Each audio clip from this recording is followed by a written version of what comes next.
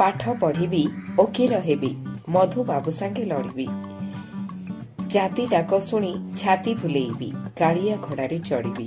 एही उक्तिटी पिलादिने आम पढ़ा बही आमे निश्चित शुणिथिबा सेही महान व्यक्तित्व विषय ओडिशार सेही किंबदंती पुरुष जहांकर कृति ओडिया जातिर सम्मानर कृति आज हेउछि कुलवृद्ध मधुसूदन दासकर जन्मदिन। से थिले जड़े भारतीय आईनजीवी सामाजिक संस्कारक जे कि ओडिशार एकत्रीकरण सामाजिक तथा शिल्प विकास रे निजर जीवन को उत्सर्गीकृत कर तासह ओडिशार प्रथम ग्रेजुएट प्रथम एडवोकेट प्रथम ओडिया जे एमए पाठ पढ़ी ता सहित विदेश जाइथिबा सेही प्रथम ओडिया एवं प्रथम ओडिया जे बिहार एवं ओडिशा विधानसभार सदस्य होइथिले।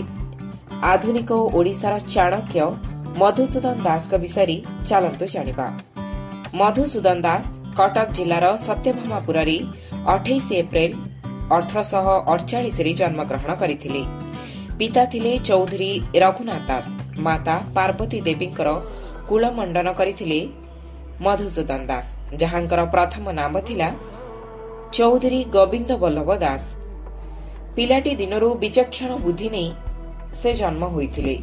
सबुथिरे से आगुआ थिले। निजर चाटशाली पाठ पढ़िबा परे परे से कलिकता जाइथिले उच्च शिक्षा पाई।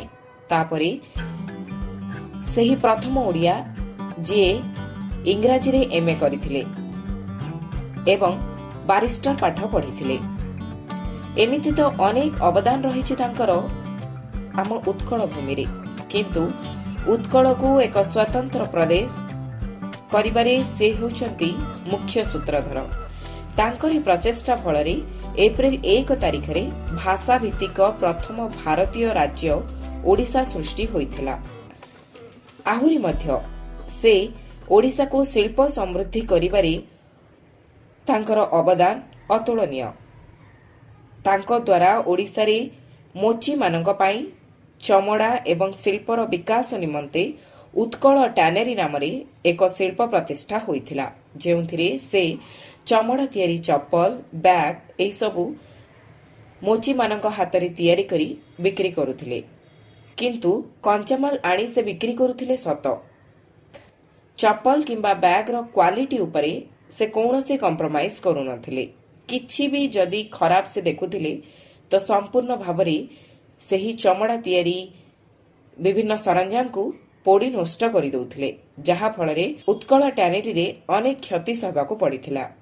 सेही बळी से सुना रूपा तियारी तारकसी काम पाई मध्य उत्कल आर्ट वर्क नामरे एक गैलरी प्रस्तुत करथिले, जेउथिरे रूपा एवं सुनारे तारकसी काम हेउथिला। ओडिशार एही पवित्र माटी रे अनेक महापुरुष जन्म नैछंती एवं निज वीरत्व रे ओडिशा को आहुरी समृद्ध आहुरी रिद्धिमंत करि चलिछंती। तेबे एही क्षेत्र रे कुलवृद्ध मधुसूदन दासकर अवदान अतुलनीय। आजी तांकर पवित्र जन्मतिथि। आजिर एही पवित्र दिन रे एही महान आत्मा को शत शत प्रणाम।